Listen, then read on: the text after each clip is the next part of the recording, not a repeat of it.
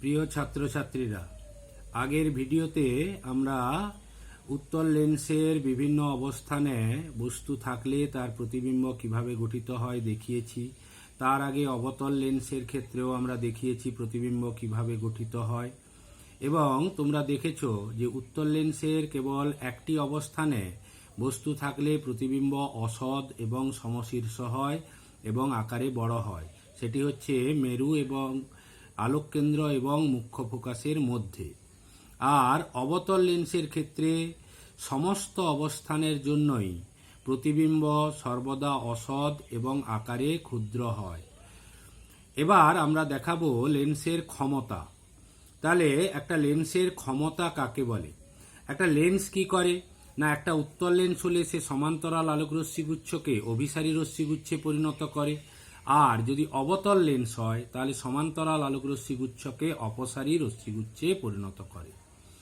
তো এই অভিসারী রশ্মিগুচ্ছে পরিণত করলে তার ক্ষমতাকে বলা হয় ধনাত্মক, আর সমান্তরাল রশ্মিগুচ্ছকে অপসারী রশ্মিগুচ্ছে পরিণত করলে তার ক্ষমতাকে বলা হয় ঋণাত্মক। তাই উত্তল লেন্সের ক্ষমতা হয় ধনাত্মক এবং অবতল লেন্সের ক্ষমতা হয় ঋণাত্মক। এবার দেখো, যার ক্ষমতা বেশি সে সমান্তরাল রশ্মিগুচ্ছগুলোকে বেশি অভিসারী করতে পারবে, অর্থাৎ সেটি কাছে মিলিত করবে, অর্থাৎ আলোক কেন্দ্র থেকে তার মুখ্য ফোকাসের দূরত্ব কম হবে। আর যার ক্ষমতা কম সে সমান্তরাল আলোক রশ্মিগুচ্ছগুলোকে তত বেশি অভিসারী করতে পারবে না, ফলে দূরে মিলিত করবে, ফলে তার ফোকাস দূরত্ব তার কি হবে, বেশি হবে। তো সেই কারণে বিজ্ঞানীরা বললেন যে ফোকাস দূরত্বের অনন্য কি হলো লেন্সের ক্ষমতা। তাহলে লেন্সের ক্ষমতা কাকে বলে না, কোনো লেন্সের ফোকাস দূরত্বের অনন্যকে লেন্সের ক্ষমতা বলা হয়, অর্থাৎ পি সমান 1/f, যেখানে এফ হচ্ছে ফোকাস দূরত্ব। এবার এই ক্ষমতার এসআই একক হলো ডায়োপ্টার বা মিটার ইনভার্স। তাহলে এবার এক ডায়োপ্টার কাকে বলা হবে না, কোনো লেন্সের ফোকাস দূরত্ব যদি 1 মিটার হয় তাহলে ওই লেন্সের ক্ষমতাকে বলা হবে 1 ডায়োপ্টার। তাহলে উত্তল লেন্স হলে +1 ডায়োপ্টার, আর অবতল লেন্স হলে এটা হবে -1 ডায়োপ্টার।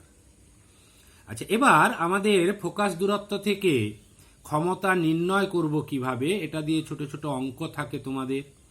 দেখো, আমরা সেরকম একটি প্রবলেম করার চেষ্টা করি। একটি উত্তল লেন্সের ফোকাস দূরত্ব 50 সেমি হলে তার ক্ষমতা কত? তাহলে দেখো, আমরা বলেছিলাম যে যদি ফোকাস দূরত্ব 1 মিটার হয় তাহলে ক্ষমতা 1 ডায়োপ্টার। তাহলে ফোকাস দূরত্বটাকে আমরা সেমিটাকে মিটারে করে নিতে পারলেই আমরা 1/f করে ক্ষমতা বের করতে পারবো। তাহলে f সমান 50 সেমি, তাকে মিটারে করলে 50/100 সমান 1/2 মিটার। তাহলে অতএব p সমান 1/f। আচ্ছা, যেহেতু এটা উত্তল লেন্স তাই এটা হবে ফোকাস দূরত্বটা +f, তাই ফোকাস দূরত্ব +f হওয়ার জন্য এখানে +1/2 বসবে। তাহলে +1/2 বসলে এটা গণনা করলে 1/2টা উল্টে গিয়ে 2/1 হয়ে যাবে। তাহলে এর ক্ষমতা হবে +2 মিটার ইনভার্স বা +2 ডায়োপ্টার।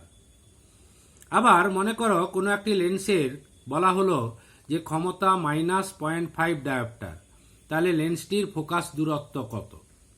তাহলে সেক্ষেত্রে p = -0.5d। তাহলে এবার f বের করতে হবে। আমরা জানি p = 1/f, তাহলে f = 1/p। তাহলে এবার আমরা যদি p এর মানটা বসাই তাহলে 1/-0.5, তাহলে মাইনাসটা তুলে দিলে এখানে 10 হলো। 10 হলে এবার 5×2 = 10, তাহলে এটা হলো -2 মিটার। লেন্সটার ফোকাস দূরত্ব কত হলো? -2 মিটার। তাহলে এইভাবে ফোকাস দূরত্ব থেকে ক্ষমতা আর ক্ষমতা থেকে ফোকাস দূরত্ব বের করার কিছু অঙ্ক তোমাদের আসে। এরপর আমরা চলে যাব ক্যামেরা আর মানুষের চোখ। তোমরা জানো ক্যামেরা কাকে বলে না, যে ব্যবস্থার সাহায্যে আমরা কোনো বস্তুর প্রতিবিম্ব পর্দায় গঠন করতে পারি তাকে বলা হয় ক্যামেরা। আচ্ছা, ক্যামেরা এরকম একটা আলোক নিরুদ্ধ বাক্স। তো এই বাক্সের একদম সম্মুখ এতে একটা কি থাকে, উত্তল লেন্স লাগানো থাকে। তারপর এরকম ভাঁজ করা কিছু অংশ থাকে যার সাহায্যে এই পর্দা থেকে লেন্সের দূরত্ব পরিবর্তন করা যায়। আর লেন্সের আলোক সম্পাত নিয়ন্ত্রণ করার জন্য এইখানে শাটার থাকে এবং ডায়াফ্রাম থাকে। এক্ষেত্রে কোনো বস্তু যখন লেন্সের সামনে আসে, এই বস্তু উত্তল লেন্সের মধ্যে দিয়ে গিয়ে পর্দায় একটি অবশীর্ষ, সৎ এবং ছোট প্রতিবিম্ব গঠন করে। তোমাদের অনেক সময় দিয়ে দেয় যে ক্যামেরায় গঠিত প্রতিবিম্বের প্রকৃতি কীরকম, তাহলে কীরকম হবে না সৎ, অবশীর্ষ এবং ছোট। তো এই একই নীতি তাহলে এই ক্যামেরার গঠন মানুষ তৈরি করলো আমাদের চোখের কার্যনীতিকে কাজে লাগিয়ে। দেখো, তোমরা জীবন বিজ্ঞানে চোখের গঠন পড়েছো, তাই আমরা গঠন নিয়ে বেশি আলোচনা করব না, তবু হালকাভাবে একটু আলোচনা করে নিই যে চোখের একদম বাইরে যেটা থাকে সেটা হচ্ছে আমাদের কি না যে স্বচ্ছ অংশ, সেটা হচ্ছে কর্নিয়া। এরপরে থাকে তারারন্ধ্র বা আইরিস, তারপরে সিলিয়ারি মাংসপেশির সঙ্গে যুক্ত একটা পাতলা পর্দা বিশিষ্ট তরল পদার্থ দ্বারা তৈরি লেন্স, এবং পেছনে থাকে পর্দা বা রেটিনা। তো এই রেটিনার ক্ষেত্রে আমরা জানি এই রকম একটা বিন্দু আছে, একে বলা হয় অন্ধবিন্দু, আর এই রকম জায়গায় একটা বিন্দু আছে যাকে বলা হয় পিত বিন্দু। এবার কোনো বস্তু যখন চোখের সামনে আসে, তাহলে এই বস্তুটা চোখের লেন্সের মধ্যে দিয়ে গিয়ে এই রেটিনা বা পর্দায় একটা উল্টো, সৎ এবং আকারে ছোট প্রতিবিম্ব তৈরি করে। উল্টো, সৎ এবং আকারে ছোট প্রতিবিম্ব তৈরি করে। তখনই আমরা এই প্রতিবিম্বটাকে দেখতে পাই। কিন্তু যদি প্রতিবিম্ব অন্ধবিন্দুতে গঠিত হয়, তাহলে সেই প্রতিবিম্ব আমাদের স্নায়ু তাকে ডিটেকশন করতে পারে না, ফলে আমরা সেই প্রতিবিম্বকে দেখতে পাই না। এবং পিতবিন্দুতে গঠিত হলে প্রতিবিম্ব সবচেয়ে স্পষ্ট হয়। তাহলে এবার আমাদের কাছে প্রশ্ন, যে বস্তু দূরত্ব যদি পাল্টে যায়, তাহলে সেক্ষেত্রে তো প্রতিবিম্ব দূরত্বও পাল্টে যাওয়ার কথা। তাহলে সকল বস্তুর প্রতিবিম্ব তাহলে রেটিনায় গঠিত হওয়ার কথা নয়। কিন্তু আমাদের এই যে চোখের লেন্সের সঙ্গে যুক্ত সিলিয়ারি মাংসপেশি, এর সংকোচন এবং প্রসারণের মাধ্যমে এই লেন্সটার ফোকাস দূরত্ব পরিবর্তন করে যে কোনো দূরত্বের বস্তুকে রেটিনায় তৈরি করতে পারে। চোখের এই ক্ষমতাটাকে বলা হয় উপযোজন ক্ষমতা। তাহলে উপযোজন ক্ষমতা কাকে বলে না চোখের লেন্সের ফোকাস দূরত্ব পরিবর্তনের মাধ্যমে বিভিন্ন দূরত্বের বস্তুর প্রতিবিম্ব রেটিনায় স্পষ্টভাবে গঠন করার ক্ষমতাকে বলা হয় উপযোজন ক্ষমতা। আরেকটি ক্ষমতা চোখের ক্ষেত্রে দেখা যায়, সেটা হচ্ছে অভিযোজন ক্ষমতা। তাহলে এই চোখের লেন্সের সামনে দুটো সিলিয়ারি মাংসপেশি প্রবর্ধকের মতো বেরিয়ে থাকে। তো যারা দৈর্ঘ্যে হ্রাস বৃদ্ধি ঘটিয়ে এই যে ছিদ্রটা, যাকে আমরা তারারন্ধ্র বা আইরিস বলি, তাকে হ্রাস বৃদ্ধি ঘটাতে পারে। তো এই তারারন্ধ্র হ্রাস বৃদ্ধি ঘটিয়ে কি করে না আলোর তীব্রতা বাড়লে তারারন্ধ্র কমে যায়, যাতে বেশি আলো চোখের মধ্যে প্রবেশ করে প্রতিবিম্বকে ঝলসে না দেয় বা চোখকে ঝলসে না দেয়। আবার যখন আলোর তীব্রতা কমে যায়, তখন এই আইরিস মানে এই সিলিয়ারি মাংসপেশিগুলো সংকুচিত হয়ে তারারন্ধ্রের আকার বড় করে, ফলে বেশি পরিমাণে আলো প্রবেশ করে এবং বস্তুর স্পষ্ট প্রতিবিম্ব দেখা যায়। চোখের এই ক্ষমতাকে বলা হয় অভিযোজন ক্ষমতা। তোমরা জানো, যদি মনে করো ঘরে পড়তে বসেছো, হঠাৎ করে কারেন্ট চলে গেল, তাহলে কি দেখবে না দেখতে পাবে যে সমস্ত কিছু অন্ধকার। কিন্তু কিছুক্ষণ ঘরের মধ্যে বসে থাকো, দেখবে আবছাভাবে জিনিসগুলোকে দেখতে পাচ্ছ। বা দুপুরে রোদ থেকে হঠাৎ ঘরের মধ্যে ঢুকে পড়লে আমরা ঘরের সব কিছুকে অন্ধকার দেখি। তো এগুলো কেন হয় না, এগুলো হচ্ছে যখন আমরা বাইরে রোদে আছি বা বাড়িতে আলোর নিচে পড়াশুনো করছি, তখন তারারন্ধ্র ছোট হয়ে যায় যাতে কম আলো প্রবেশ করে এবং প্রতিবিম্ব উজ্জ্বল থাকে। এবার যখন আমরা বাইরের তীব্র আলো থেকে ঘরে প্রবেশ করি বা ঘরের আলো চলে যায়, তখন এই তারারন্ধ্র সঙ্গে সঙ্গে বড় হতে পারে না।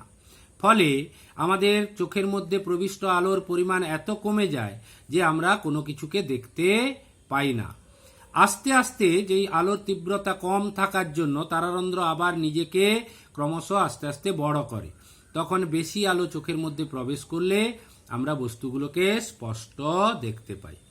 এই কারণে ঘরের মধ্যে আলো জ্বাললে বাইরের জিনিসকে রাত্রিবেলা আমরা দেখতে পাই না, কারণ রাত্রে আলো, বাইরের আলোর তীব্রতা কম, ঘরের আলোর তীব্রতা বেশি থাকার জন্য তারারন্ধ্র ছোট হয়ে যায়।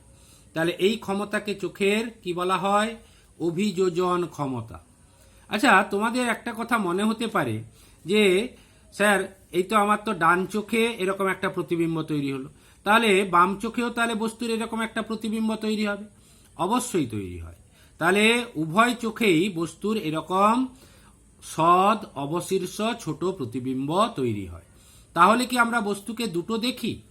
না, আমরা বস্তুকে দুটো দেখি না। আমাদের যে নার্ভ আছে তা মস্তিষ্কে এই দুটো প্রতিবিম্বকে একসঙ্গে মিলিত করে, আর মিলিত করে একটাই প্রতিবিম্ব আকারে দেখতে সাহায্য করে। তাহলে প্রশ্ন যে আমাদের দুটো চোখের প্রয়োজন কি? একটা চোখ দিয়েই তো কাজ হয়ে যেত বস্তুকে দেখার কাজ। না, আমাদের চোখের মাঝখানে দেখো নাক আছে দুটো চোখের মাঝখানে, তো সেই জন্য ডান দিকের চোখটা সামনের দিক আর ডান দিকটা ভালো দেখে, আর বাম দিকের চোখটা সামনের দিক আর বামটা ভালো দেখে। তাই ত্রিমাত্রিক দৃশ্যের সূক্ষ্ম গভীরতা মাপার জন্য বা বোঝার জন্য আমাদের দুটো চোখেরই প্রয়োজন হয়। একে বলা হয় দ্বিনেত্র দৃষ্টি। আচ্ছা, এইখানে আরেকটি কথা তোমাদের বলা দরকার যে একটা সুস্থ চোখ তাহলে কত দূরত্বের বস্তুকে দেখতে পায়? না, দেখা গেছে একটি সুস্থ চোখ 25 সেন্টিমিটার থেকে শুরু করে অসীম দূরত্ব পর্যন্ত যে কোনো বস্তুকে রেটিনায় প্রতিবিম্ব গঠন করতে পারে। তো এই 25 সেন্টিমিটার দূরত্বকে বলা হয় স্পষ্ট দর্শনের ন্যূনতম দূরত্ব। স্পষ্ট দর্শনের ন্যূনতম দূরত্ব বা চোখের নিকট বিন্দু। নিকট বিন্দু। তাহলে একটা সুস্থ চোখের নিকট বিন্দু কত? না 25 সেন্টিমিটার। আর দূরবিন্দু অর্থাৎ স্পষ্ট দর্শনের দূরতম দূরত্ব কত? না অসীম। এগুলো শর্ট কোশ্চেন হিসেবে খুবই ইম্পর্টেন্ট। তাহলে আমরা এই পর্যন্ত এখানে এই ভিডিও শেষ করলাম। এর পরের ভিডিওতে আমাদের চোখের ত্রুটিগুলো নিয়ে আমরা আলোচনা করব।